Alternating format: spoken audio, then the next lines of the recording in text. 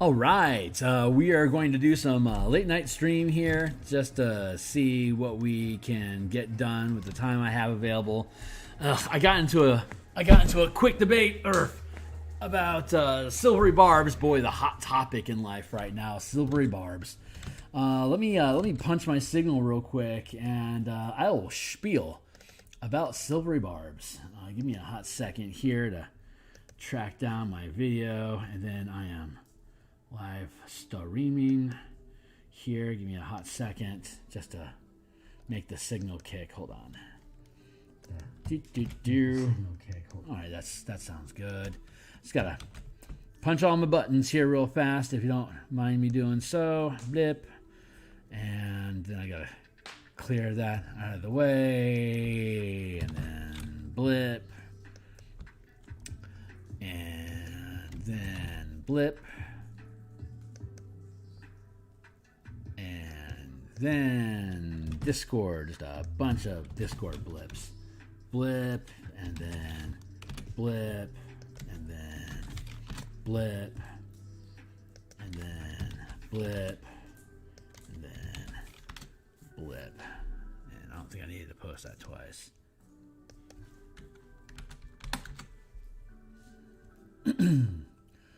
All right, so let's collapse that. Let's get over here. And before I start talking shop and philosophizing with folks, let's wish Haschi a happy birthday, man.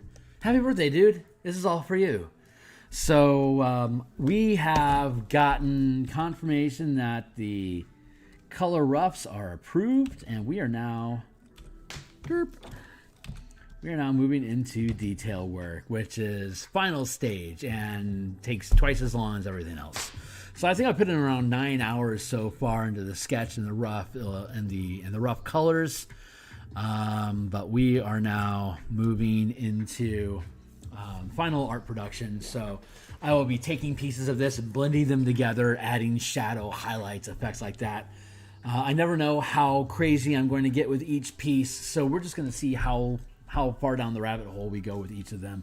I'm going to start with the Lathandar cleric up top first, and then just work my way down the page until I'm done. I think the snake is going to be the most geometrically difficult because of all the scales, and I will probably be going to Snake Artist to reference some similar imagery, because if you don't know who Snake Artist is, he does sketches of live lizard animals with scales and stuff like that, and fantastic channel, definitely worth your time looking into. But here nor there, everywhere. Let's get my stream built here. Let me make sure I'm looking at the proper stuff. What do I want to work on first here? I think maybe I want to dive in head first and go with head and here, and there's the mace and line art here. So what I'm going to be doing is I'm going to be tearing off pieces of the illustration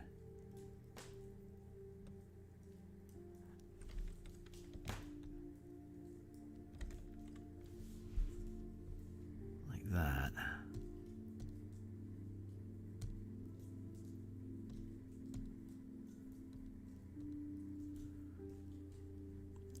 And I'm going to make a copy of the line art here.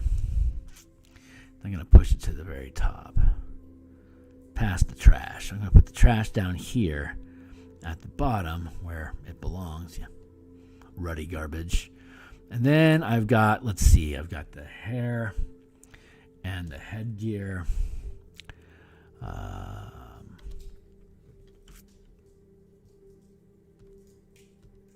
Line art copy.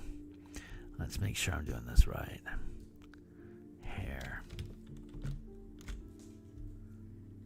Let's go up here and just make sure I'm doing this right. Okay. Copy here.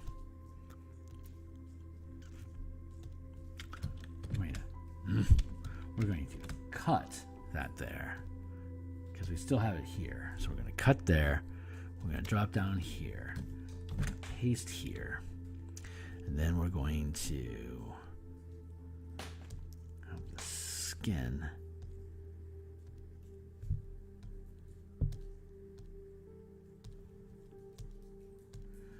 That's convenient. The skin, that's the only place the skin is at. So let's see. What happens if I do this? Totally wrong. Armor. What happens if I take these 3 pieces and put them down here with the skin? Does that still work out? It kind of works. The armor is getting in the way a little bit, so I might have to end up concealing that. Let's zoom in and take a look at how that sits. Here, I'm just piecing out. I'm just piecing it out here to make sure that I do it correctly. What I think I want to do is take all these and blend them together. And I'm going to start a new illustration altogether. Save as. We're going to drop this into Haschi page. Final detail production. Here. Detail production. Good. There we are. Now I can safely come along here and cut this thing out. And then let's go to on top of armor. Let's duplicate this layer. Hide it. Merge it. And get abusive. Erase here. Erase here.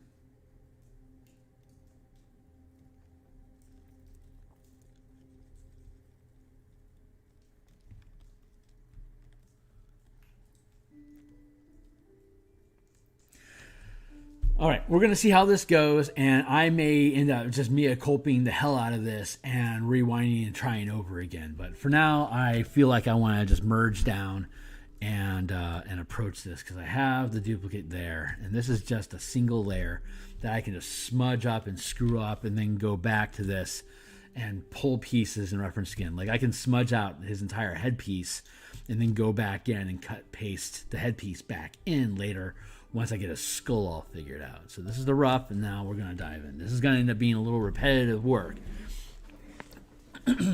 But this is how I've been feeling my artwork lately. So this is what we're going to do.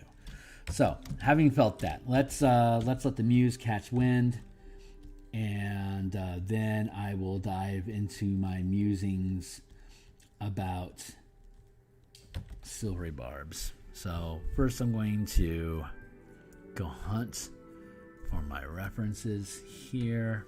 It should all be down here.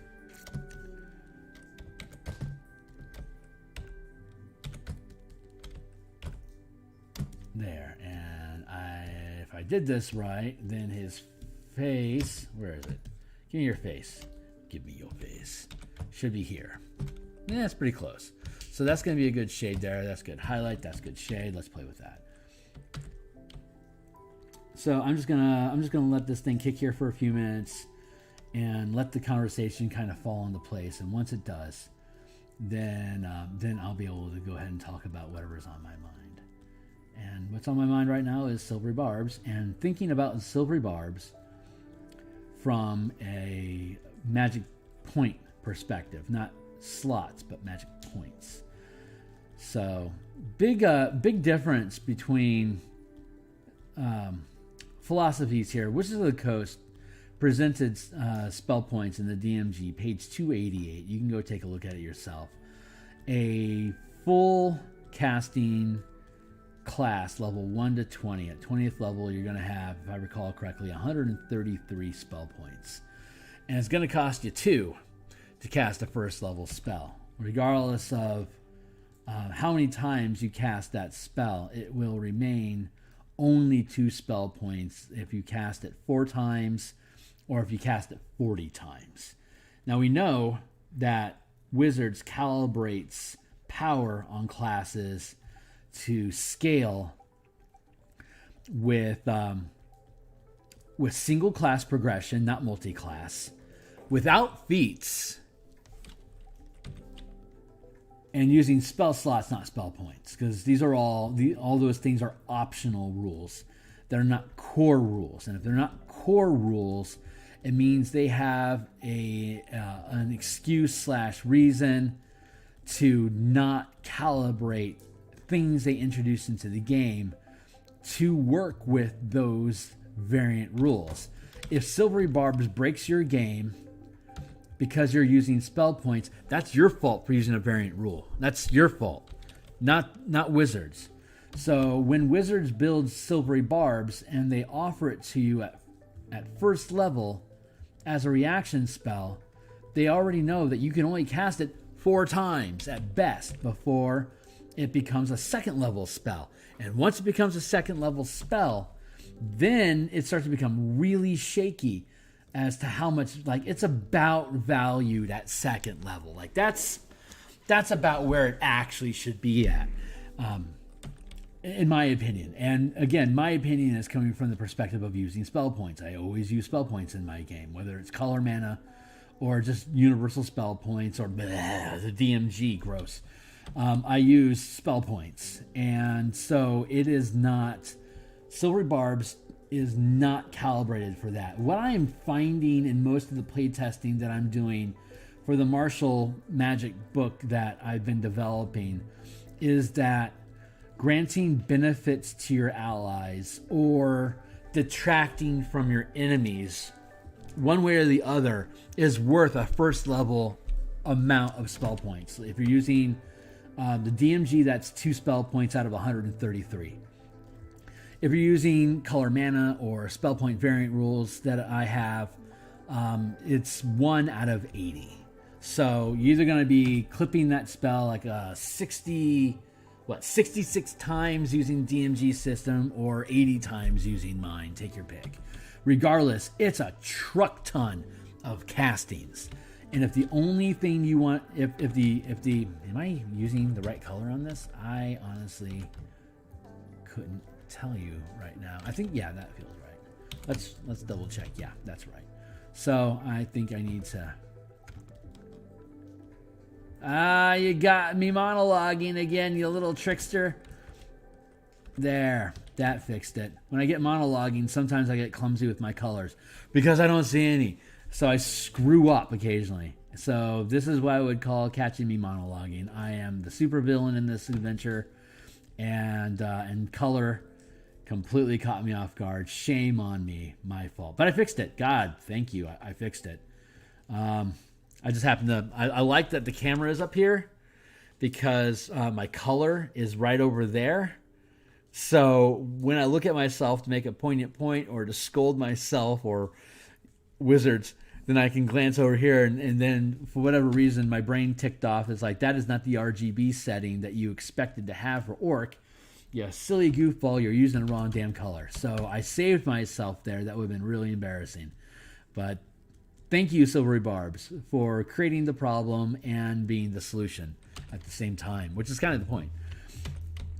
So if you're going to be using spell points, generally what I am finding with the martial mechanics that I've been building is if you're spending, and we'll just use my mana system, which is 1 point for first level, 2 points for second level, 9 points for ninth level, and a full caster has a maximum budget of 80 spell points, as opposed to the DMG, which is, it's 2 points for first level, it's 3 points for second level, it's 5 points for third level, scales up to 13 points for ninth level out of 133.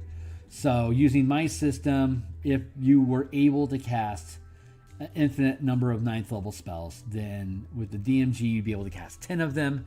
With my system you can cast 8. So arguably my system is harsh scaling up. It penalizes full casting more than the DMG does, and it should, because full casters are hella powerful compared to half casters and third casters. So I think it's appropriate that they're penalized in that manner, as opposed to, in my system, it scales softer at low levels. Third casters get 20 points, half casters get 40, full casters get 80. So you're getting more spells at lower levels, where half and third casters arguably want more spells because they're so mana starved in general. They're rewarded. The lower casters are rewarded with this system and penalized.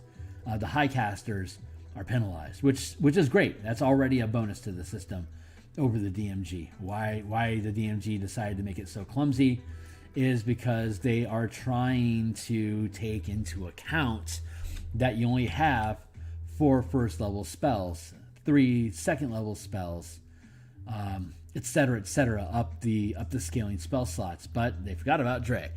They don't actually compensate for this because they give you too many spell points at the end game.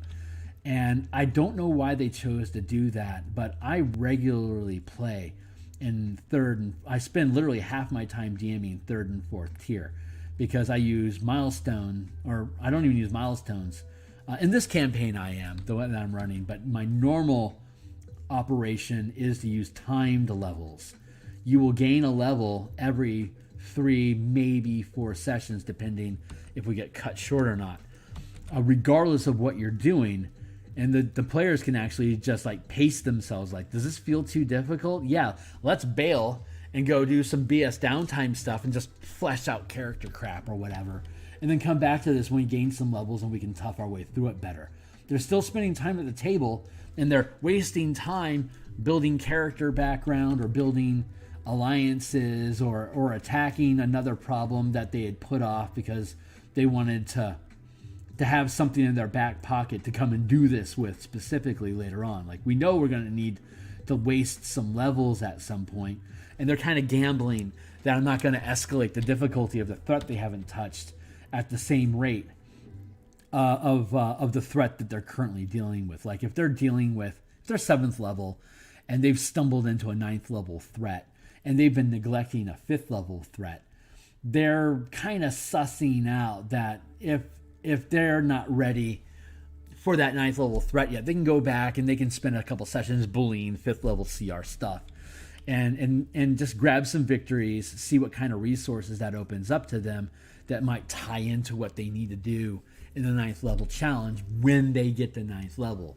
So I can safely kind of throw any threat I want at them and not really feel bad about it, because if they're identifying the warning signs that are cropping up, then they can dodge out and go deal with something else. If they end up taking it on the chin, hey, that's risk management in D&D. It's almost impossible to kill a character. So if they really step in it, then they learn their lesson, they rebuild their character, and try it again. So having said that, give me a second here. So Silvery Barbs, yeah, it offers both a screw you to the enemies and a leg up to your allies for 1 spell point. Or if you're using DMG, 2 spell points. That's the cost of a first level spell. And it never scales. So that is like super aggressive. But how aggressive is it really, like, in comparison to, say, Guidance? Guidance is something that you have to cast beforehand. Bardic Inspiration is something that you have to cast beforehand. These aren't reaction spells. They're things that you have to specifically strategize towards. Like, I'm going to give you this resource, and you will use it when appropriate. As opposed to Silvery Barbs, which is reaction, here you go. Bob's your uncle. It's a different power management, and I think it's honestly going to require some playtesting to see if it actually sits okay at first level versus second level. But in all reality, what that does do is it allows me to comfortably offer Bardic Inspiration levels of buffs or debuffs to allies' enemies as a reaction. Like, if my Silvery Barbs is going to give your enemy a at-will disadvantage roll, and then give my ally an ad hoc next whatever they roll is going to be at advantage, you can arguably say that scaling about the same as giving somebody a reaction or a bonus spontaneous action of, as soon as you use this or during this action, you get to roll a d8 or a d4 or a d10 or at really high levels d12. Silvery Barbs actually gives me what I want to have my martial characters to be able to take a reaction and gain a d8 on a dexterity saving throw for the cost of a point. That's arguably balanced with the plus, what is it, like a +5 that you normally get from advantage, and the -5 you get a disadvantage that Silvery Barbs is granting 2 of, so it's arguably a +10 modifier across both ally and enemy, versus like a d6 or a d8 or at really high levels a d10 or 12 that you're granting yourself on the fly. It's the same point value, it's just different application. So I'm super pleased that Silvery Barbs exists, because my own design philosophies was leading me into this type of numeric scaling. And until Silvery Barbs got released, I was really wondering, is this OP or not? But for how small a mana battery that third casters have with only 20, or half casters have with 40, versus a full caster with 80, cracking off Silvery Barbs 80 times, or if you're using a DMG, 66 times per long rest, my martial magic suddenly doesn't look so bad. So I'm thrilled that these things exist. To me, this is just the amount of power creep I needed from Wizards to justify all these new mechanics that I'm building to allow like a barbarian to have color magic without having to violate the idea of maintaining concentration or casting a spell. I can give him a boost that while he's raging, he can blow a point of mana and give himself like a +d8 to his attack roll and maybe crit on a 19 or 20, for instance. These are all things I'm playtesting right now, and they're going to be fun to pan out. But again, Silvery Barbs completely put those on the board for me as no problem. Spell points, I think they're fine. Spell slots, I think they're fine. You only get 4 of them until you start eating your second level, and like I said, action economy or power balance economy as it stands kind of dictates screw your enemy for a first level equivalent, bless your ally for a first level equivalent, and Silvery Barbs does both. So yeah, super pleased, couldn't be happier. Wizards obviously doesn't give a crap about spell points and isn't doing anything to even consider scaling to that variant, which makes me think that they're not going to be doing anything with color mana or attempting to convert mana card mechanics into D&D anytime soon, which also makes me happy because it means that my books are going to remain relevant for another couple years, at least until Wizards is able to build a Planeswalker campaign setting, or not even a campaign setting, but a Planeswalker book, a role-playing game like Power Rangers is its own 5th edition RPG that is, it's D&D compatible-ish. It's 5e. It's a D20 system. It's just very different from the scaling and the type of abilities that you expect to have in a D&D game. It's a different type of creature. And I'm gambling that Wizards is going to build a separate MTG role-playing game that is not D&D, because D&D has way too much history built into it for them to try to morph it. I see what I did there. Morph it into an MTG game. It's going to be a separate creature altogether. And so that means that there will never be 5 color mana available for MTG, for D&D. They will definitely try to make MTG backwards compatible, but it will probably only be for full casters. You'll be a Planeswalker, and you may have like a color devotion, but the spells that they offer will be completely different. It'll be a completely different book of spells, but they'll all be completely compatible with 5e in the sense that they'll have saving throws and they'll have hit points, and you may be able to gain an advantage or disadvantage, and you can cast counter spell, and it may require a concentration check of some sort to maintain it. But I really don't think they're going to go anywhere in the direction that I went, which makes me feel really happy, because it kind of leaves. I mean, if they duplicate what I did, that's even a larger feather, because it means that I outthought a multi-million-dollar corporation years ahead of them on my own.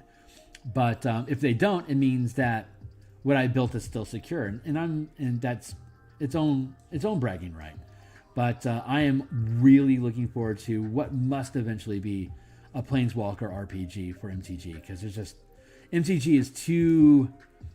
Unless you do it my way, it's really difficult for you to build mana into 5e at all. So that's the end of my bragging, and I'm going to get back on task here.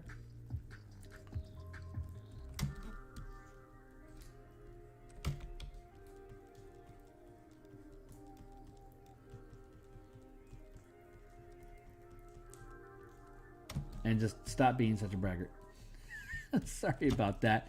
I really just had to rant about that, because Silvery Barbs is what everyone's talking about right now, and I had a very much not hot take today, and instead of typing it out and feeding it someplace, I just figured I'd talk through it right here, right now.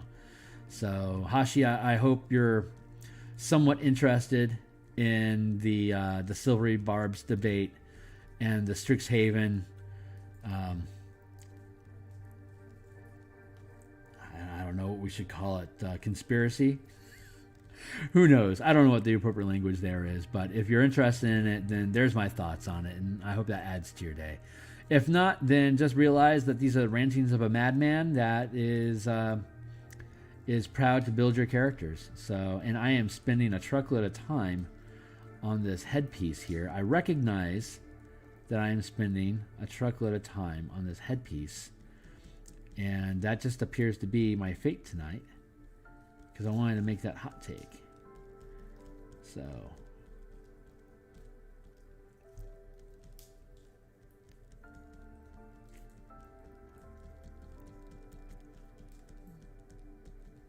back on task.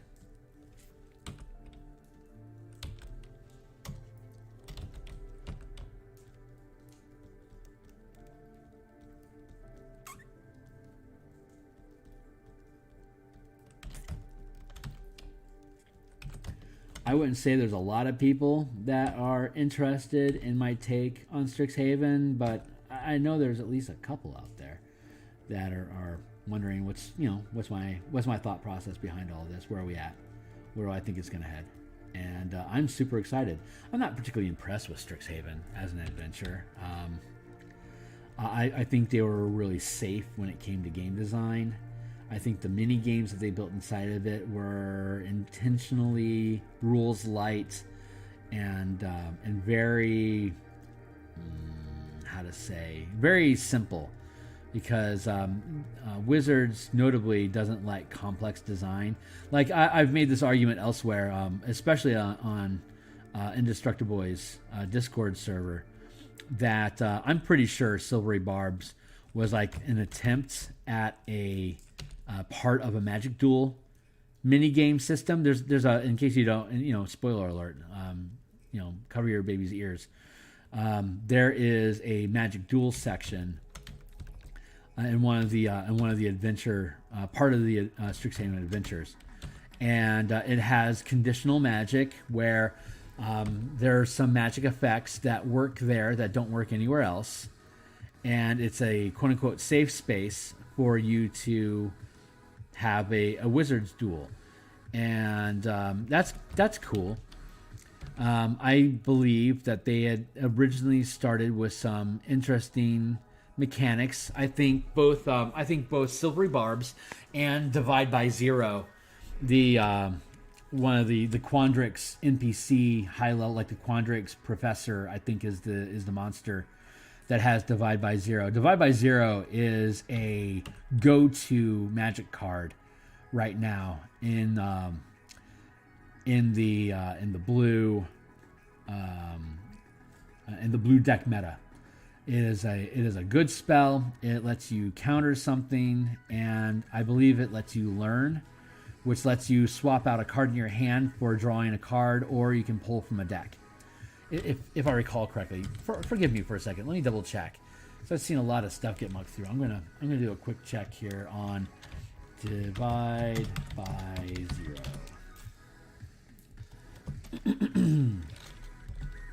MTG. Let's take a look at this card real quick. Forgive the tangent. I know this is an art stream, but we're talking shop here. So I'm gonna copy image and drop it on your face. What up? Return target spell or permanent with mana value. Okay, there you go. Return target spell. It's an instant, so you can return target spell or permanent with mana value 1 or greater to its owner's hand. So you deflect a spell.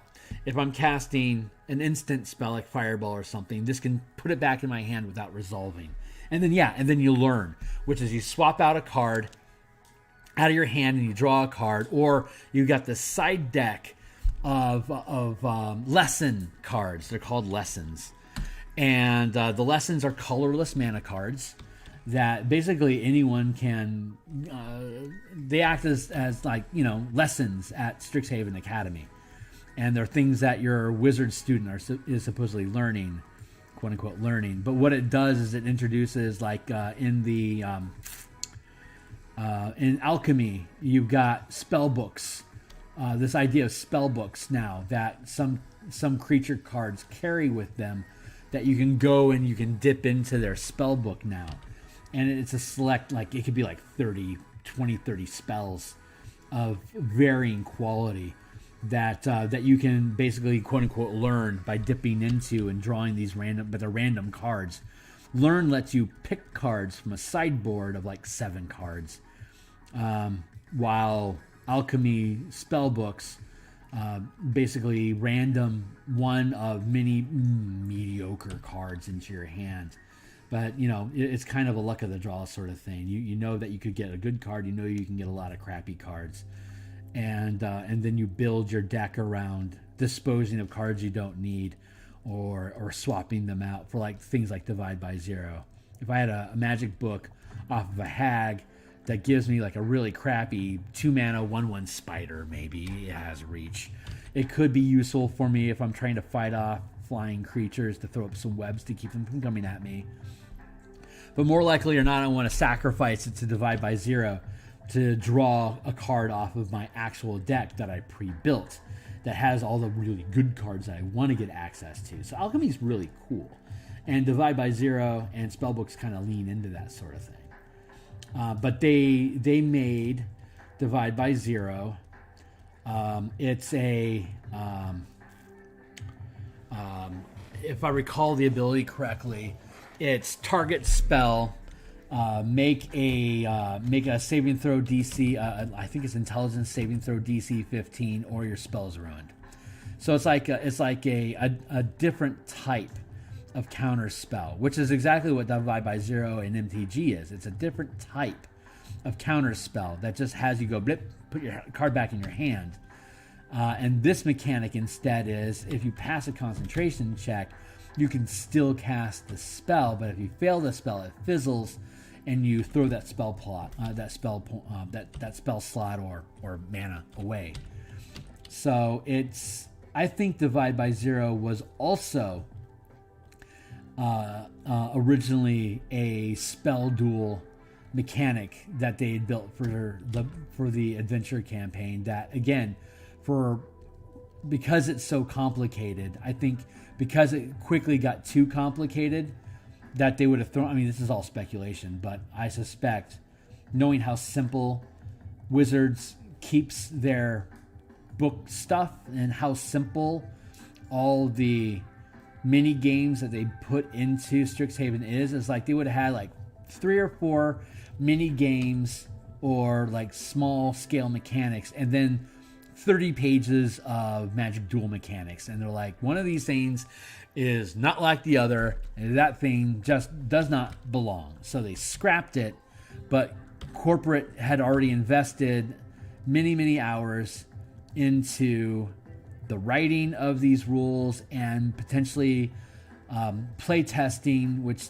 also eats hours and potential editing before scrapping the project. They could have invested maybe 200 man hours, which is maybe not a lot of money. Maybe it's only, maybe it's only $5,000 of text investment that they ultimately would have put into it before they realized it was scrap. But they could have also gotten it all the way down through like 120 hours worth of iterations, and that's like $40,000 worth of production time that they spent on this between all the different roles of producing a book. And that's expensive. If it got that far down the production pipeline, there's no way they're throwing that production time away. They would have to take that end product and, regardless of what it is, convert it into something. So thus, Divide by Zero becomes a creature ability strapped onto a professor NPC. And Silvery Barbs, another piece of the magic tool, becomes a first level spell. That's my theory. I'll never know the truth unless they hire me to be a designer and I start asking probing questions. And then I may not be allowed to actually provide the answer, but at least I'll know. I'll know the truth.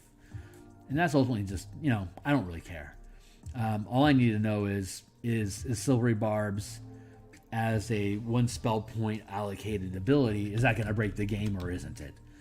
And whether it does or not, it means that I can safely introduce my stat boost abilities for martial classes as alternates to spellcasting abilities. And I could not be happier. That book is going to be so ridiculously dope when it is done. Yeah, I will, once that book is out, I will pretty much be able to take any character type MTG card and build it into one of the core character classes in D&D, and either give them spellcasting and kit them out using the appropriate spell colors from the core mechanics books and the revised color mana spell list that I built, or I'll be able to take them into martial magic and martial powers, I think is going to be the name of the book. Take them into martial powers and build out using the core character classes again, and using an alternate martial mana system instead of spellcasting, to be able to basically like build a Boros Reckoner, or like a Rakdos Pyromancer, all sorts of stuff. Like, you name it, I should be able to build it, and that's super exciting. So that's my future. That's what I'm hoping that's what Q3, Q4 of 2022 is going to look like. I think the initial build design on that is going to be done probably in April, at which point I'll probably put it up on Indestructible Boys channel to get chewed on by the crew. Maybe have a conversation or two with my betters to point out if the scaling works or not. I've got a pretty unique scaling system that works both with Eldritch Knights, Arcane Tricksters, as well as Halfcasters. And so that alone, I think is really exciting. This is a different type of power progression that allows them to either pick spells or pick martial powers. But they have different values. Like, they have the same spell point cost per level, but the progressions are different. And so I'm really excited about starting to share information about that, and I'm going to be tickled beyond pink to have those things here on stream, doing the art production, looking at the page layout like I've been doing with Elemental Key at the front end, like what I do in the mornings when if you catch up with me on my morning stream where I do my art production. Eventually that art production will be for martial powers, and you will see the power of the mana. It will be pretty amazing. I'm really looking forward to that. Sorry, Haschi, this is your birthday stream, and I'm geeking out about my future. Not so much about yours in Curse of Strahd. I really hope by the time you get this that your artificer is still alive. Hopefully you aren't being given artificial plot armor to keep you alive. If you recall any really squirrely events that happened to you during December or January, like maybe I should have been dead there, and for some miraculous reason you aren't. You can accuse your DM of giving you artificial plot armor for the sake of having this character handed to you as a celebration of you being part of the team. And as I understand it, you are integral and valued on the team, and I am thrilled to be investing this time to help demonstrate how important you really are to the team. I'm thrilled to have been allowed this opportunity to celebrate you with the team and to allow me to breathe life into characters that they fought and alongside for months. I know how awesome the feeling of defeating ridiculous odds and coming through with a hero that the team values. Those characters are an avatar of you, of your morality, of decisions that you choose to make, or the social contract that you create with your friends, and that you're specifically depicting somebody that you aren't, and that you're laying that out ahead of time, saying this guy is a bastard, and that is strictly the game that we're playing. It's not who I am, and I love you. As a DM, I can't stress how important it is that your session 0 you're establishing. Are we friends or are we foes through this game? And if I understand how your team works, it's you're all legitimately fighting for each other. You might rib each other and screw each other out of opportunities, but you want the players to know that the players have your back, that the team legitimately cares about you. Those are the kind of people that I really value playing with. Like when I play a game, I don't play anymore, I just DM. But the people that I want at my table are the type of people that demonstrate through how they play the values that they have in their own life, and how they want to represent themselves. Like if they go before their creator when they die and they said, what did you do to deserve this place at my side? I would honestly be able to point to some of the antics that we had in game. It's like I had the option of being an utter bastard to these guys, but because I wanted them to value me as a person, I chose to go this path instead and to help them through these struggles. And for what I understand, that's how you guys play. I'm going to eat crow if that's not the case, because your team's going to come online and they're going to say, no, actually we're a bunch of bastards to each other. But that just is not the impression that I've gotten from the stories I've heard about your antics. And I think it sounds like you've got an amazing team of people in your life at the table and away from the table. And I think that's fantastic. So I'm really thrilled to be here and be a part of this solution.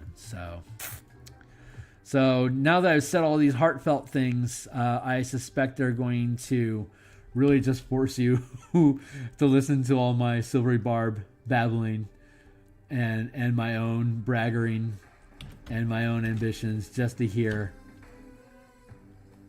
that as an outsider looking in, it sounds like you got a team that really has your back and really wants you around, and I think that's amazing. And I think that's the greatest thing about role-playing games in general. Like when you find a crew that you like latch onto and like actually build a crew out of, like a heist crew that is going to have your back. That's amazing. That is amazing. Like the team that I ran with in college, every one of them, like the four of them that were at the table with me every week, and then there's like 2 or 3 more that were like extensions that would come and go.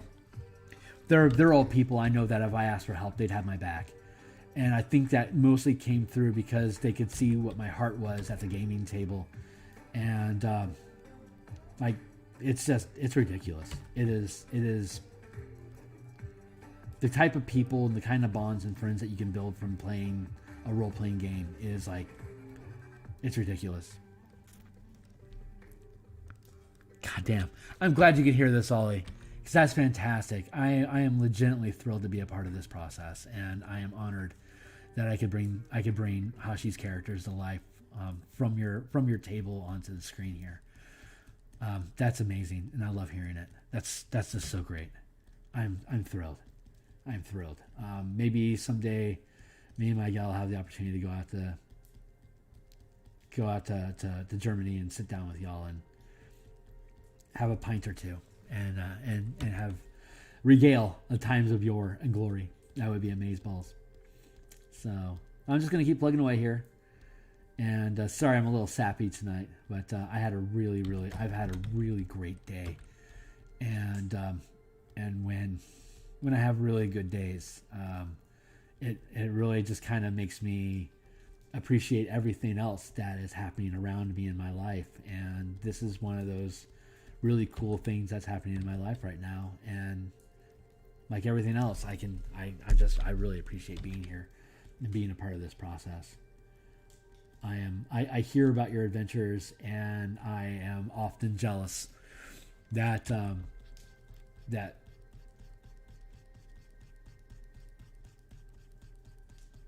it exists at all, and that you guys get to share gaming with people that I love, and I think that's amazing. So sorry, I'm getting all teary and shit. I apologize about that. It's too fun. It's too cool. I'm really happy. You know what? I think I need to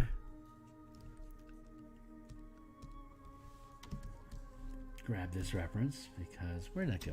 Yeah, I'll just grab this color.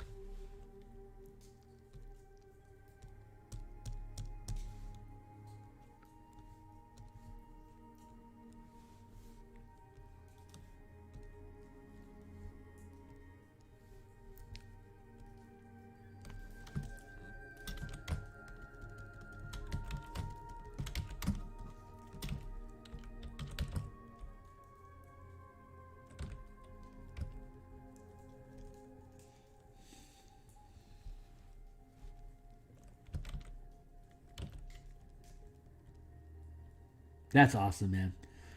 I love this project. I love these characters. Like I used to take a lot of art commissions, and I really just got sick of it because I just hated so many of the characters that are like the edgelords and it's just so many just ridiculous tropes that I'd be served up. It's like I want this edgelord character. It's like, oh my god, edgelord number 5, go away.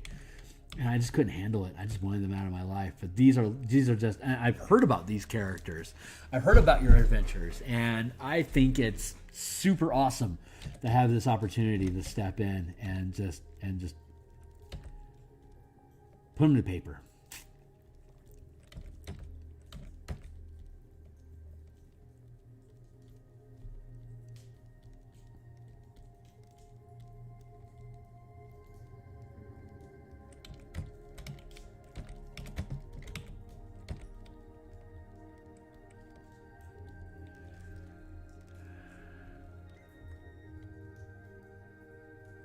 That's amazing. I'm so glad to hear that. That was a hard time for a lot of people. I was fortunate to be able to have our game.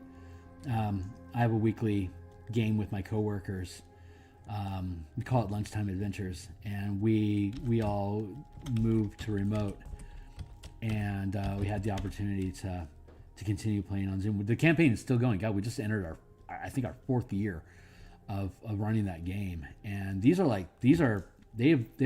started off as cool people that I knew, and they have evolved into people that I would happily go out of my way to help them out with anything that they needed.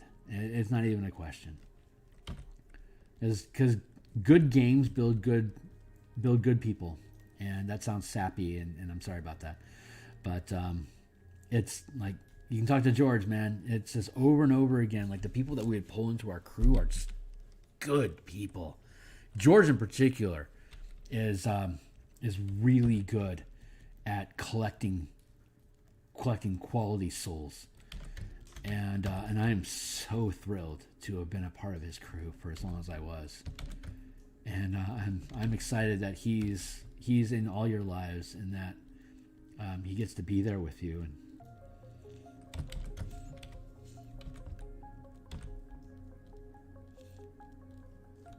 I think it's super cool.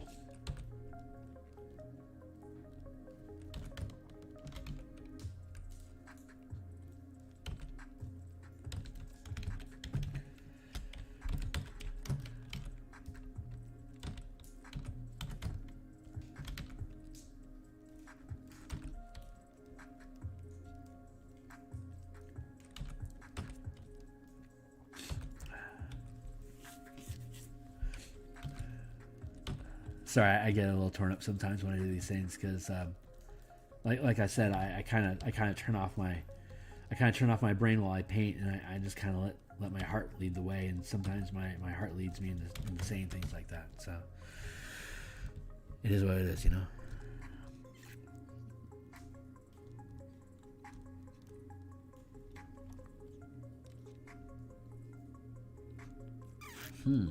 What do I got going on over here that's causing all that sort of mischief?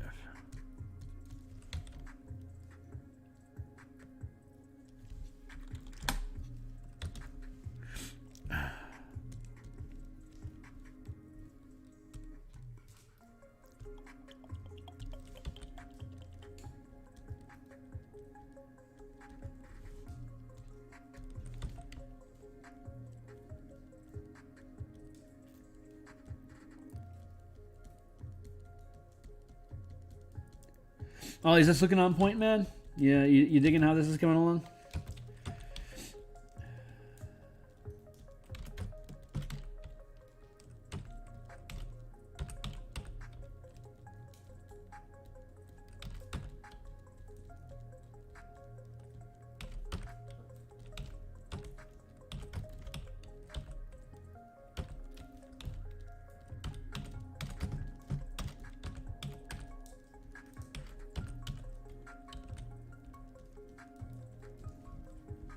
Good. Now we'll carry on. Gotta just do a check-in every now and again, you know? Just make sure I'm on the right path.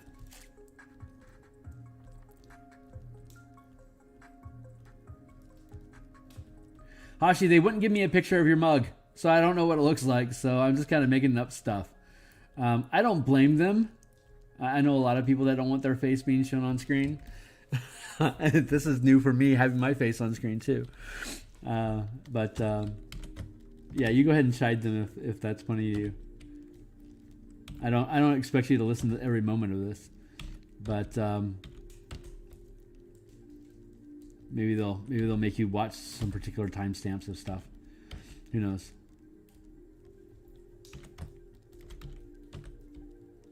What time is it? It's 11:30 here in Seattle. I have at least another half hour in me, but you can see how much more time it takes for this detail this detail portion than just the general sketches and the color flats. It's like not every part of the character is going to take this long to do. Like this little amount of inches on the board, but once I dig into like the more detailed areas, I can. Excuse me, I gotta blow my nose.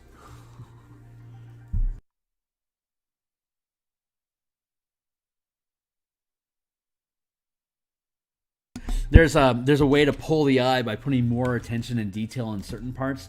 Like I don't need to put a lot of detail down here where this edge is at because it's going into shadow. I don't need a lot of detail over here where these straps are at. I won't need a lot of detail like in his hair down here. I should probably get that reference stuff out of the way. I'm not using it right now.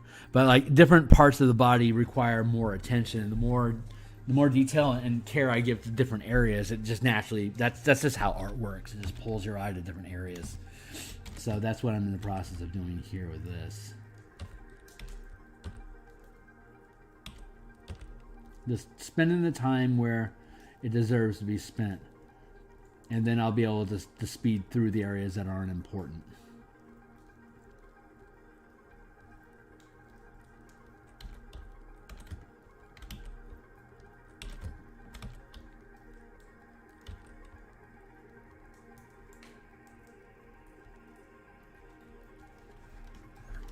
I should shift my camera. I'm leaning in a lot, which I'm not supposed to be doing.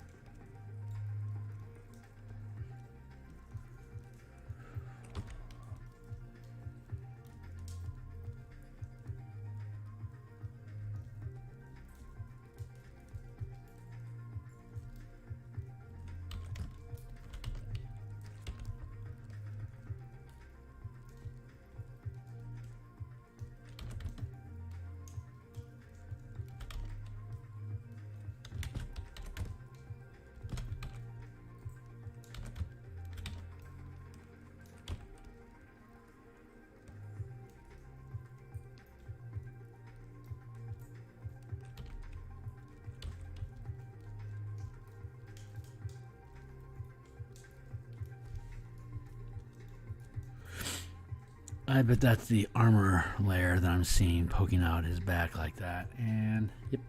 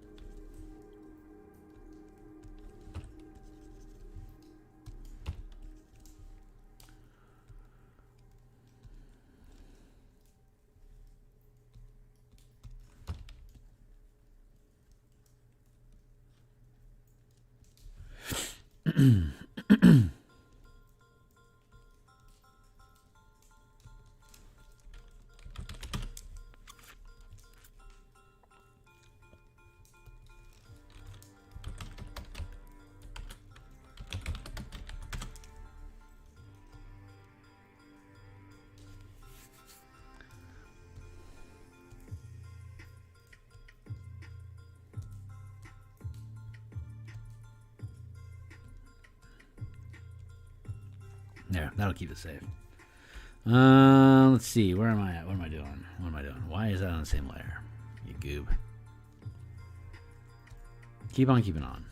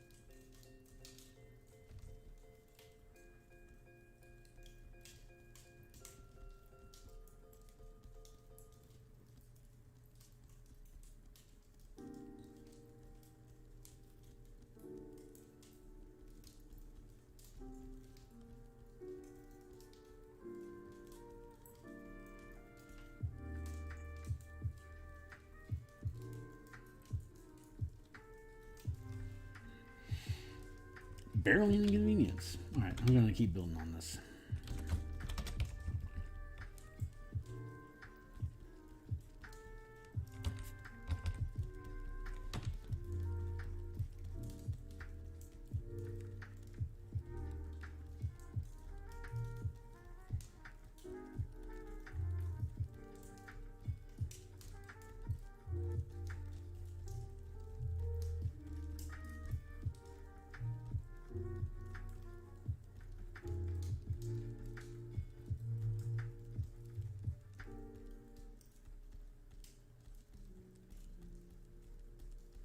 Like if this wasn't a commission piece, this is where I would have started. Like I would have just dove in and started building the head like this. A lot of time when I do actual commission work, I'll break down each layer like I did. But once I actually get the approval process, I don't really need to like literally go over the line art again in color. I can just take it and then just rebuild it with the same gist. You know, I'm gisting right now. This is a gist. Like I know what his head looks like. I know what it's supposed to be like, but I also need to build out his his bone structure so that I can do his hair properly, and that'll all just be like its own thing. So like you can see me here, I'm building this out, and then I'll have to get his ear filled in here. So I'm just kind of wheeling on stuff right now, and it's not nearly as important. Like you know where the sketch was at, and that was just a sketch, but now I can actually just like do the actual do.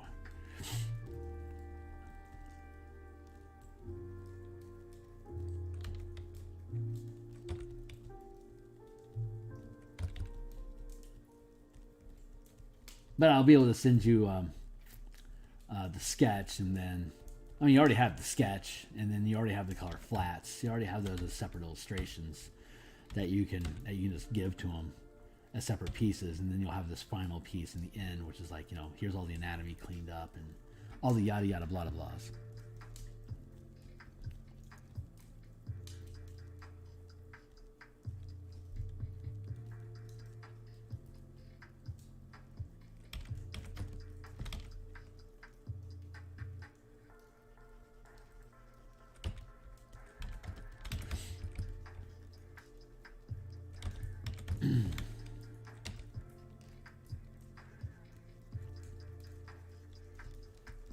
This is the fun part for me, when I actually just like get to start making flesh.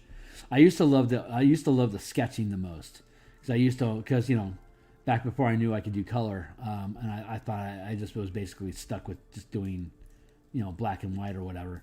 I loved the amount of detail that I could get into a sketch, but once I realized that like color was something I could actually achieve, like that stage became so much less important to me. And I've been getting more and more into just painting just raw, like this, and let the form take the shape. But that's not. I can't say, hey, give me X amount of dollars, and then trust me, I'll come back, and then to come back and have it not be what you want, and then for me to be like, oh my bad, I just wasted 30 hours of bullshit.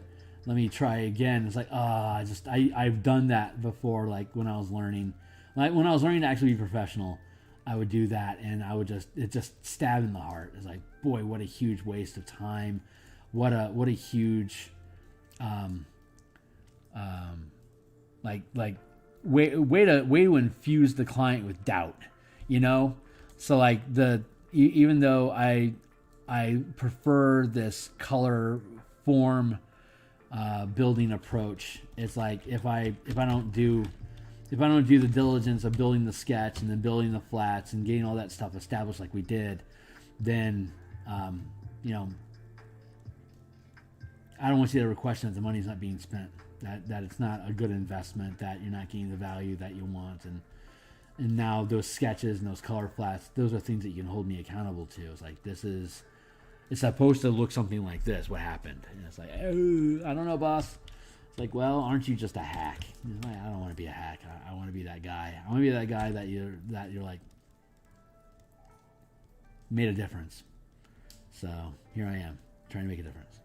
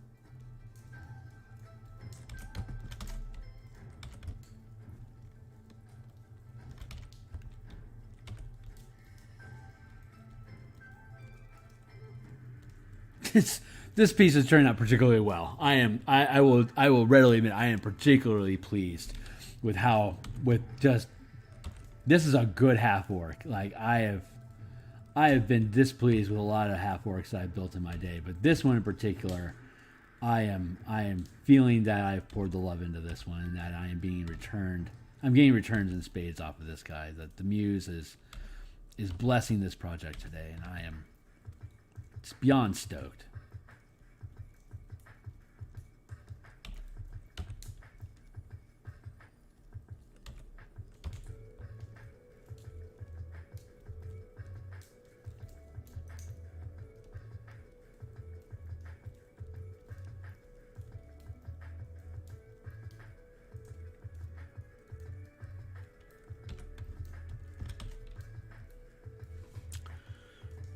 Push that up a little bit more.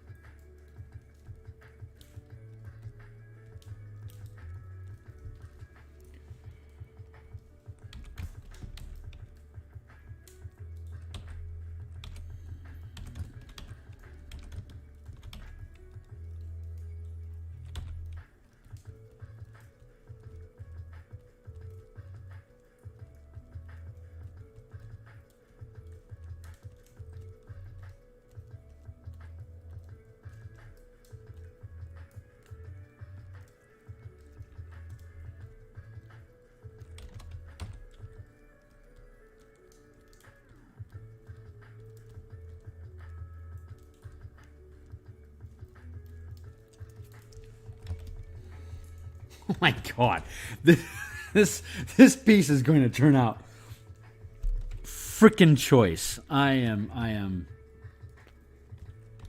beyond thrilled about this piece. Let's drop some hair in here and see how that goes.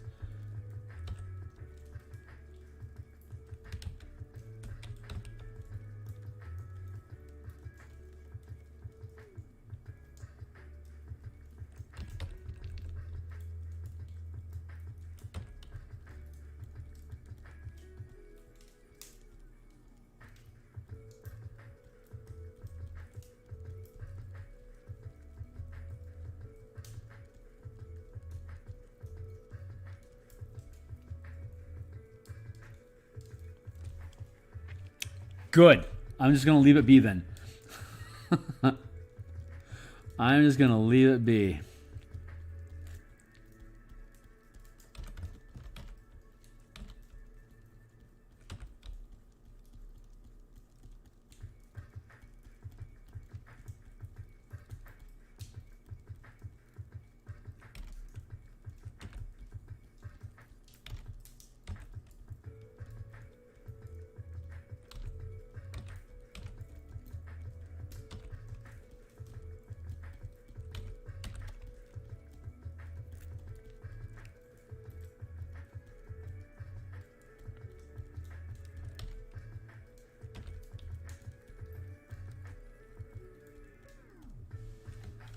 I don't think I'm into this music. I want to switch it up.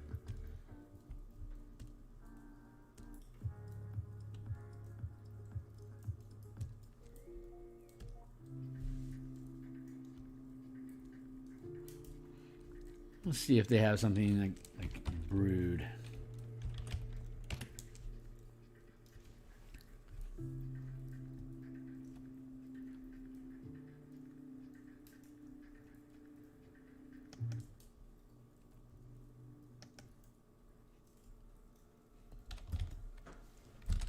Let's see if that shakes out.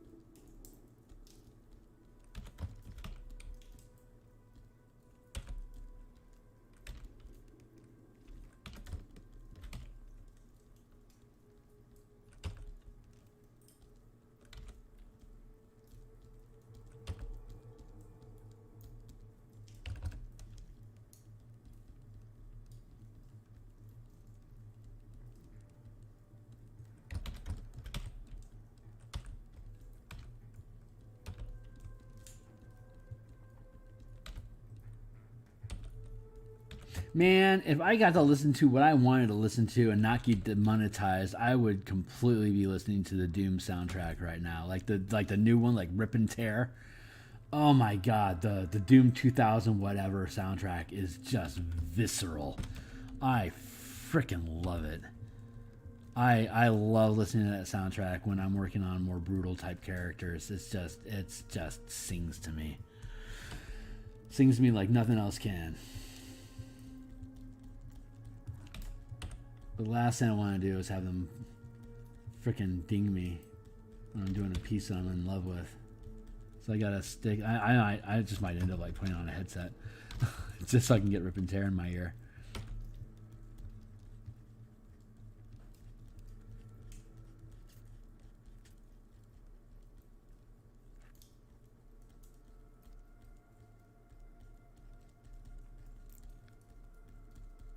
I'm really enjoying my Epidemic subscription. It's fun. I mean, this is kind of moody, but I'm still enjoying it a lot.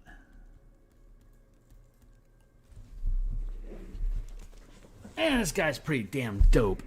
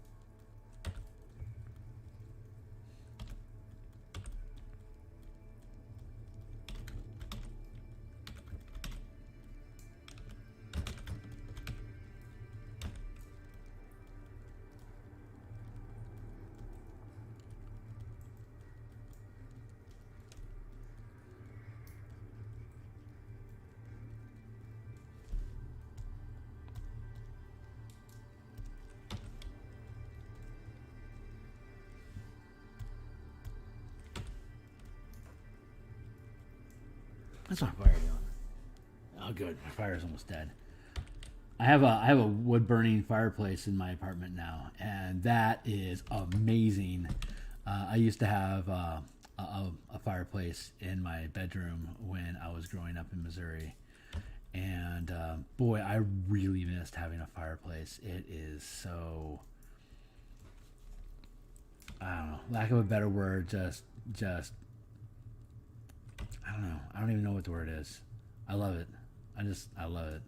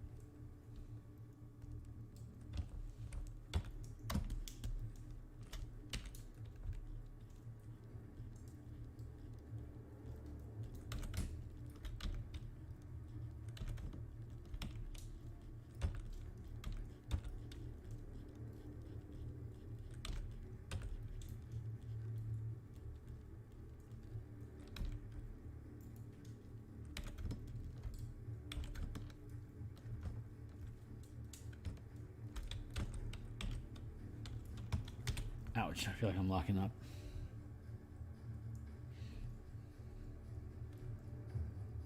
Thank you.